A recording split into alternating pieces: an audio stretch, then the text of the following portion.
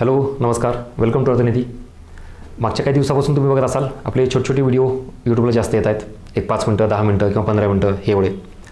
याच्यामधून बऱ्याच जणांना असं वाटत असेल की सर एवढ्या छोट्या व्हिडिओमधून लेंथमधून काय कंटेंट घ्यायचा किंवा त्यातून काय फायदा होईल. आपण जनरली रील्स बघतो, रील्समध्ये वेळ वाया घालवतो. 5 मिनटं 10 मिनटं काय अर्धा तास गेलेला कळत नाही. पण या व्हिडिओच्या सिरीजमधून माझा पर्पज हा आहे, इकॉनॉमिक्सचा अभ्यास करताना राज्यसेवा किंवा संयुक्त पूर्व परीक्षा कुठली घ्या, आपण डेप्थमध्ये अभ्यास करतो, वाचन करतो, व्हास्ट सगळं पुढे जातो. पण फारच छोट्या गोष्टी ज्या एकदमच बेसिक आहेत. जसं की मागचा व्हिडिओ बनवला होता मी, वर्ल्ड बँक ग्रुप किंवा वर्ल्ड बँक, त्याची स्थापना माहिती, त्याचं कार्य माहिती सगळं आहे. पण तुम्हाला मी आत्ता विचारलं की वर्ल्ड बँक ग्रुपमध्ये कुठले संस्था येतात, कुठले घटक येतात, सांगू शकता का? आता ज्यांचं उत्तर येईल बरोबर सांगू शकतील, यस नो इश्यू. पण ज्यांना माहीत नाही, बेसिक प्रश्न आहेत ना योगाचे. वर्ल्ड बँक ग्रुपमध्ये कुठली संस्था येते, त्याच्यानंतर सेम WTOचे वेगवेगळे करार आहेत, त्या करारांची नावं माहिती पाहिजे. मी मागे GSTबद्दलही तुम्हाला विचारलं. GSTबद्दल डिटेलमध्ये आपण अभ्यास करतो, पण मुळात GST हा कर प्रत्यक्ष कर आहे की अप्रत्यक्ष कर आहे. असे जे साधे प्रश्न आहेत ना, या छोट्या व्हिडिओमधून तुमचे कव्हर व्हावं, जेणेकरून की 5-10 मिनिटात का असणार बेसिक कन्सेप्ट क्लिअर झाली, चला पुढं, बेसिक फॅक्ट क्लिअर झाला, चला पुढं. हा माझा उद्देश आहे, राईट. बाकी मोठे व्हिडिओ लेंथवाले किंवा बॅचमध्ये आपण डिटेल बघतोय, सगळा मोठा आवाका कव्हर करतोच आहे, पण छोट्याही आवाक्याला, छोट्याही गोष्टीला दुर्लक्ष होऊ नये.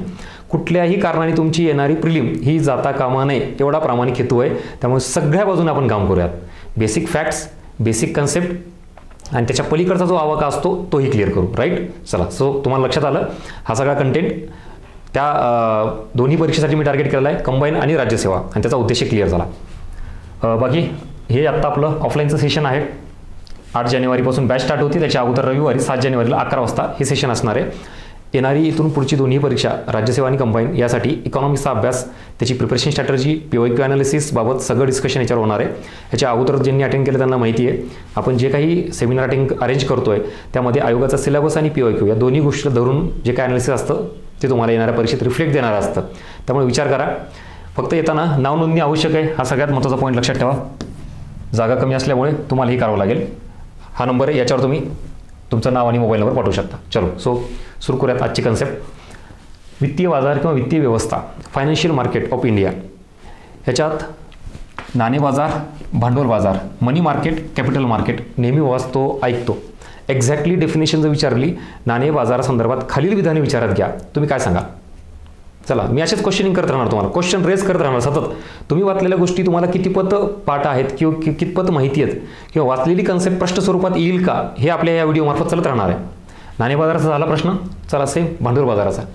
भांडवल बाजार आयोगाने विचारला आणि खालीपैकी त्याचे विधान विचारात घ्या असं म्हटलं भांडवल बाजारासंदर्भात. काय सांगू शकाल तुम्ही? आणि जर तुमच्या मनात प्रश्न असेल तर मग योग्य ठिकाणी आलात आणि ह्याच गोष्टी अशा आपल्याला अनलॉक होत जाणार आहेत, ह्याच गाठी सोडायच्या आहेत आपल्याला. इथं मुळात तुम्हाला आधी हे माहिती पाहिजे, वित्तीय व्यवस्था बाजार म्हणजे काय. त्याचं नावच आहे बाजार. तुम्ही जनरली बघता, आपण इथं म्हणतो अपावळून चौकात, कशाचा बाजार आहे, कशाचं मार्केट आहे? ते पुस्तकांचं मार्केट आहे. पुस्तकांची खरेदी विक्री होते. तुम्ही मंडईमध्ये गेलात, भाजी मार्केट म्हणतो आपण, मार्केट हा शब्द आहे, तिथं भाजीपाला मिळतो, भाजीपाल्याची देवाणघेवाण चालते. इन द सेम वे इथं बाजार हा शब्द आहे, इथं सुद्धा देवाणघेवाणच चालते. कशाची? कशाचा बाजार आहे? वित्त. वित्त म्हणजेच काय? पैसा. ऑब्व्हियसली याचंच आहे. मग या सगळ्या देवाणघेवाणी संदर्भात जी व्यवस्था बनलेली आहे त्यालाच वित्तीय व्यवस्था म्हणायचं. म्हणजेच इथं पैशाची देवाणघेवाण होते, म्हणजेच कर्जाची देवाणघेवाण होते, वित्ताची देवाणघेवाण होते. हे सगळंच कोणीतरी पैसे देतं, कोणीतरी पैसे घेतं, याला मिळून बनलेली व्यवस्था आहे किंवा बाजार. दॅट इज कॉल्ड वित्तीय व्यवस्था किंवा बाजार. क्लिअर? पुढे जाऊयात.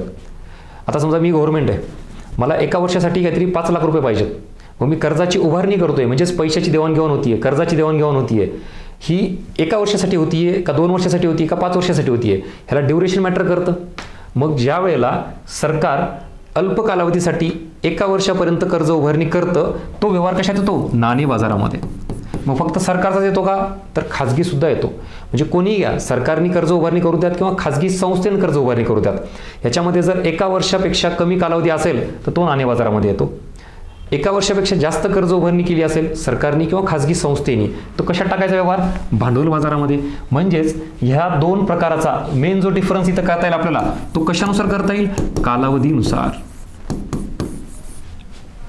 आता कन्क्लुजन सांगतो तुम्हाला. वित्तीय व्यवस्था किंवा वित्तीय बाजाराचे 2 प्रकार पडतात, नाणे बाजार आणि भांडवल बाजार. हे 2 प्रकार कशानुसार पडतात? कालावधीनुसार पडतात. म्हणजेच 1 वर्षाच्या कालावधीपर्यंत जर मी वित्तीय व्यवहार करत असेल तर ते कशात टाकायचे? नाणे बाजारामध्ये. 1 वर्षापेक्षा जास्त कशात टाकायचे? भांडवल बाजारामध्ये. पुन्हा दुसऱ्या शब्दात सांगतो तुम्हाला, अल्पकालीन कर्जाची देवाणघेवाण ही कशात होते? नाणे बाजारामध्ये. मध्यम व दीर्घकालीन कर्जाची देवाणघेवाण कशामध्ये होते? भांडवल बाजारामध्ये होते. Is that clear? बस एवढा बेसिक डिफरन्स नाणे बाजार आणि भांडवल बाजारामध्ये. दुसरी महत्त्वाची गोष्ट सांगतो, ह्याच्यामध्ये वापरले जाणारे साधनं हे एक तुम्हाला विचारले जातील. उदाहरणार्थ इथं सरकारला जर अल्पकालीन कर्ज उभारायचे असेल तर सरकार ट्रेझरी बिल इश्यू करतं. एखादी संस्था तिला कर्ज उभारी करायची असेल तर इथं काय करतं? तुम्हाला इथं सर्टिफिकेट डिपॉझिट आणि कमर्शियल पेपर्स हे 2 आहेत. कमर्शियल पेपर हे संस्थेमार्फत इश्यू केले जातात, सर्टिफिकेट डिपॉझिट बँकेमार्फत इश्यू केले जातात. हे तिन्ही साधन treasury bill, commercial paper, certificate deposit हे कोणामार्फत केलं जातं? गव्हर्नमेंट मार्फत. हे खाजगी संस्था, हे bank. This is all about instrument, डेप्ट इन्स्ट्रुमेंट. कुठल्या? नाणे बाजाराचे. इकडं भांडवल बाजारामध्ये government security, bond, debenture, shares हे जे आहेत ना, हे इन्स्ट्रुमेंट आहेत. आत्ता मी जे सांगितलं ते तर तुम्ही लिहू शकता रिकाम्या जागेमध्ये. आता तुम्हाला प्रश्न, नाणे बाजार म्हणजे काय हा सॉल्व्ह झाला, भांडवल बाजार म्हणजे काय सॉल्व्ह झाला, डेफिनेशन, त्यामध्ये वापरले जाणारे इन्स्ट्रुमेंट, साधनं हे पण क्लिअर झाले. कुठले? नाणे बाजाराचे आणि भांडवल बाजाराचे. हाच प्रश्न तसाच येऊ शकतो, खालीलपैकी भांडवल बाजारामध्ये कुठले वित्तीय साधने वापरले जातात? मग तिथं ऑप्शनमध्ये येणार ट्रेझरी बिल, ऑप्शनमध्ये येणार सर्टिफिकेट डिपॉझिट. हे उत्तर बरोबर आहेत का?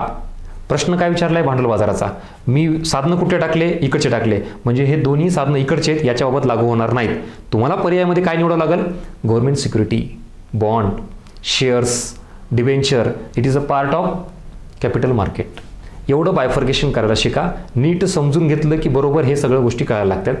काही गोष्टी पाठांतराच्या आहेत मला मान्य आहेत, पण ह्या गोष्टी पाठांतराच्या नाहीत, ह्या अंडरस्टँडिंगच्या आहेत, समजून घ्यायच्या आहेत. सो अशा पद्धतीनं तुम्हाला वित्तीय बाजार, नाणे बाजार, भांडवल बाजार हे लक्षात आलं असेल. परत कंटेंट किंवा हा सगळा आपला जो काय प्रकार चालू आहे अर्थनीतीवरचा, हा कसा वाटला हा नक्की तुमच्या कमेंट फीडबॅकमध्ये मेन्शन करा. व्हिडिओला लाईक करा, जास्तीत जास्त विद्यार्थ्यांपर्यंत पोहोचवा. ह्याच्या व्यतिरिक्त इकडं हा जो सगळा आत्ता मी प्रकार करतोय, छोट्या छोट्या गोष्टी घेतोय, हे आपल्या बुक्समधून कव्हर करतोय. येणाऱ्या परीक्षेत तुम्हाला किती उपयुक्त आहे हे याच्यावरून तुम्ही डिसाईड करू शकता. ह्या 4 परीक्षा ज्या झाल्यात आत्ता रिसेंट, त्याच्यामध्ये किती किती प्रश्न आपले रिफ्लेक्ट झालेले आहेत हे अर्थनीतीच्या टेलिग्राम चॅनलला आहेत, तुम्ही बघू शकता. विथ प्रूफ आयोगाचा क्वेश्चन, त्याच्यासोबत आपला याचा कंटेंट. म्हणून 2024साठी टार्गेट करायचं असेल तर हे सगळीकडे उपलब्ध आहे. महाराष्ट्रात कुठेही तुम्ही बुक सेंटरला विचारू शकता. पुन्हा पश्चाताप नका करू. सॉर्टिंग, कलरफुल, टेबल, चार्ट अशा सगळ्या गोष्टी तुम्हाला याच्यात पाहायला मिळतील. So choice is yours. तुम्ही विचार करा येणाऱ्या परीक्षेसाठी काय करायचं ते. भेटूया पुढच्या व्हिडिओमध्ये. Thank you so much.